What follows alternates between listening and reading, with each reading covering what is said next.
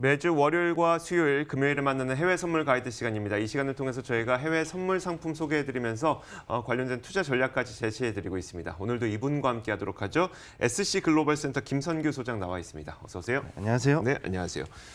저희가 월요일부터 그 올 한 해 유가 전망을 좀 내려보고 있잖아요. 네네. 이 1년간의 전망을 20분에 끝낼 수가 없어서 이제 수요일까지 계속해서 연결을 해보도록 할 텐데, 네.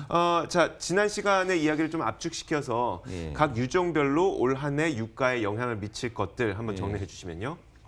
우선 한마디로 말씀드려가지고 네. 이제 과잉 공급에 대해 가지고 얼마만큼 수급이 이제 조절이 돼 가지고 유가가 올라갈 것이냐 이제 네네. 결국은 그게 관건이 되는데 네. 올라가긴 올라가는데 생각보다 그렇게 완만하게 올라가고 빠르게는 올라가지 못할 거라고 말씀을 드렸거든요. 네네. 예, 그래서 일단은 지난주에 월요일에 말씀드렸던 것처럼 이렇게 WTI가 이제 슐럼버거가 이제 셰일 오일을 생산을 많이 줄이고 그다음에 네. 해외 쪽으로 감에 따라 가지고 셰일 오일 생산이 줄어들고 이제 메이저들하고 그다음에 셰일 업체들 간의 손바뀜이 일어난다. 네, 저는 네. 그걸 일단 말씀을 드렸었고 그다음에 브렌트유 할 때 이제 리비아에 대해서 잠깐 말씀을 드렸지 않습니까? 네네. 네, 이게 지금 좀 많이 시끄러진 것 같아요, 좀 더. 그래서 요걸 좀 더 보강을 해드리고 네네. 그리고 이제 또 이라크 쪽에서도 지금 지정학적 요인이 한 번 더 발생을 했어요, 지금.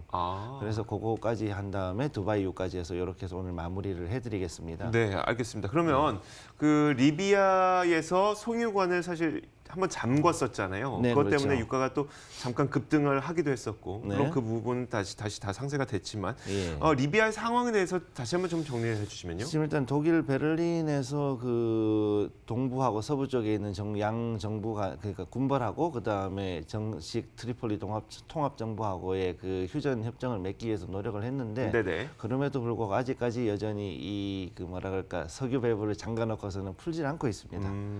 그러다 보니까 이게 지금 현재 상태에서 이제 중부 유럽하고 남부 유럽하고 이제 약간 좀 영향을 받을 것 같아요. 네네. 단기적으로는. 그래서 요거에 대해서 이제 잠깐 지난번에 보여드렸던 지도를 한 번 더 다시 보여드릴 건데 네네.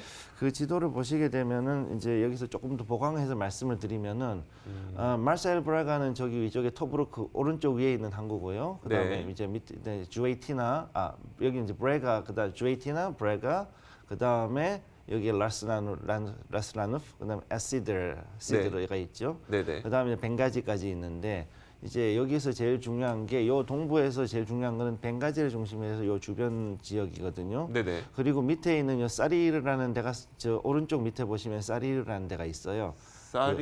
사리르. 오른쪽 아래에 있네요. 예, 오른쪽 아래 보시면 네. 오른쪽에 아래를 보시면 사리르라는 데가 있는데 시르트 베이신 해가지고 밑에 있는 이제 와하 지역 그 옆에 이제 보시면 있는데 네네, 그렇죠. 거기를 보면은 거기가 이제 제일 큰 유전지대입니다, 리비아에서. 네. 그래서 여기에서 나오는 거를 가지고서 지금까지 서부에 가져가서 서부에서 이거를 가지고 그 송유관으로 연결해 가지고서 보냈던 거죠. 이제 그렇게 해가지고 하고 그 다음에 카다피 시절에 또 서부 쪽 유전을 많이 개발해서 지금 이제 보시면 서부 쪽도 엘필이라든가 네. 그다음에 가다메시 쪽에서는 이제 유전이 나왔었어요. 네네. 그랬는데 이제 서부 쪽이 일 정도 나온다 그러면은 사실 네. 동부 사리르하고 이쪽에서 나오는 게 한 3배 정도, 3 정도의 그렇게 많아요? 차이가 커요. 네. 그러다 보니까 이 동부에서 이 석유 밸브를 잠그면은 그 뭐라 그럴까 수출하는 양이 4분의 1로 줄어들어 버리는 거죠. 그러면 그 통합 정부가 서부입니까? 동부입니까? 네. 통합 정부는 서부 GNA라 부르고 그다음에 동부에 있는 리비아 그 국민군이라고 있는데 그쪽은 네네. 동부 쪽에서 LNA라고 불러요. 서부와 동부가 싸우고 있는데 일단 지금 동부 쪽에서 송유관을 잠갔고. 네. 그런 상태가 됐고 그다음에 이 동부 쪽에서 제일 큰 문제가 된 사람 역시 동쪽에 그 LNA를 지휘하는 하프타라는 사람인데 네네. 이 칼리파 하프타가 상당히 이 사람도 좀 뭐라 그럴까 그 상당히 좀 얘기하기가 되게 껄끄러워요. 왜요? 이 어떤 사람- 인물이길래요? 이 사람은 원래 이제 카다피가 쿠데타를 일으켰을 네네. 당시에 그때 이제 그 이후에 해가지고서는 카다피 편에서 있던 사람이었는데 네. 86년도에 카다피 눈밖에 나가지고 미국으로 쫓겨났어요. 망명을 네. 갔어요. 네. 그래가지고 한 30년 가까이 있다가 한 25년 이상을 미국에서 있다가 네. 이제 카다피가 2011년도에 사망하고 난 다음에 그리고 나서 이제 벵가지로 들어온 거죠. 다시 돌아갔어요? 예, 그리고 나서 컴백을 했고 네. 그러고 나가지고 그때부터 해가지고서 그 동쪽에 있던 민병대들을 다 규합을 해버렸습니다. 이 사람이. 네. 그리고 나가지고서 이제 IS가 이 벵가지부터 시작해가지고 곳곳에 준동을 하기 시작하니까 네. 이 민병대를 이끌고서 IS를 소탕하는 작업을 시작을 한 거죠. 그럼 일단 미국 측에서는 굉장히 좀 좋아할 만한 그런 인물이긴 한데. 사실은 20년 이상을 미국에서 있었다 보니까 미국 측에서는 여러 가지로 뒤를 봐줬을 확률이 아주 높죠. 네네. 그래서 그렇게 해서 이 이란에 지난번에 그 얘기했던 솔레이마니 같이 네네. 이 사람도 리비아 쪽에서 IS를 소탕하는데 기여를 했는데 비슷한 케이스네요. 네, 근데 왜 이게 중요하냐면 네네. 리비아 같은 경우에 그 알카에다부터 시작해가지고 그 기존에 있던 그 뭐라 그럴까 독재 정권에서 네. 그 최상급에 있던 사람들이 대부분이 리비아 출신들이 많아요.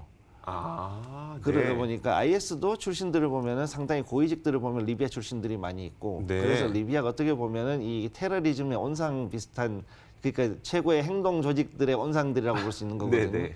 그러다 보니 이 IS 소탕에서 리비아를 잡는 게 되게 중요했기 때문에 미국에서도 되게 여러 가지로 공을 들였고 실제로 이 연합군에서도 이제 뭐 영국이라든가 프랑스 같은 데서 특수부대를 보내가지고 네네. 소탕 작전을 같이 벌였었습니다. 음. 그랬는데 작년 10월에 이제 그 알바그다디가 사망하고 난 뒤에 네. 이러고 나서 이제 리비아가 평화를 되찾을 것으로 보이고 이제 모든 게 조용해졌으니 좀 네. 조용히 해가지고 우리 좀 휴전하고 같이 좀 잘 좀 지내 봅시다라고 하려고 그랬는데 그 시도가 안 됐어요. 네. 오히려 얘들이 그 전부터 해가지고 한 6월쯤부터 해가지고서 오히려 그 트리폴리를 포위하고서 수도에서 시가전을 벌이고 네. 그래가지고 계속 내전이 벌어지니까 네. 이것 때문에 이제 수많은 그 난민들이 리비아뿐만 아니라 각종 아프리카 쪽에 있던 난민들이 이 네. 리비아의 항구를 통해 가지고 이태리하고 이쪽으로 해서 유럽으로 자꾸 퍼지는 거죠. 음. 그러니 이 EU 쪽에서는 이것 때문에 골머리가 아픈 거예요. 자꾸 난민들이 넘어오니까. 그렇죠. 유럽으로 들어가게 되죠. 네. 그러다 보면 EU 장관들이 이거 어떻게든 리비아를 좀 휴전을 시켜야지라고 해가지고 이렇게 이제 진행을 하고 있는 건데 네네. 거기에 대해 가지고 이 하프터는 오히려 그거에 대해서 반발하고선 지금 원유를 이제 걸러 잠가버린 거죠. 휴전을 하려고 했더니 거기에 반발하고 있는 인물이 하프타르 장군. 예. 네. 그런 상태이고 더 문제는 뭐냐면 이 사람은 이제 미국하고 러시아 양쪽에서 지원을 다 해주고 있거든요. 네. 이러다 보니 이것도 좀 상당히 하기가 껄끄러운 상태죠. 네네. 네. 신기하네요. 네.